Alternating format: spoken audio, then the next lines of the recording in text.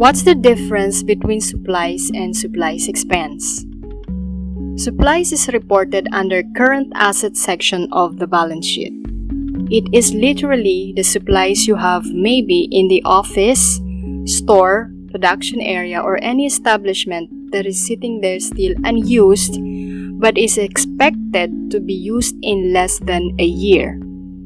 Example, bond paper, ball pen, scotch tape, clip, printer or printer ink, mga bala ng stapler, and the like for office supplies. Most likely, yung mga nakikita mo sa ibabaw ng desk mo na di inaabot ng taon.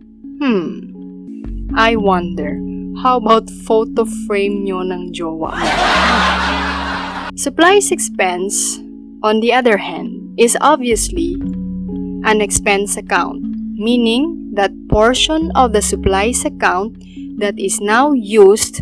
So, when supplies, which is an asset, is consumed, we classify that as supplies expense. The two are related. Hopefully, the difference is clear now and will stick in your mind. For the last time, initially, it is still an asset because not yet used. Once used, such asset converts to expense account. Actually, the same concept applies to other assets as well.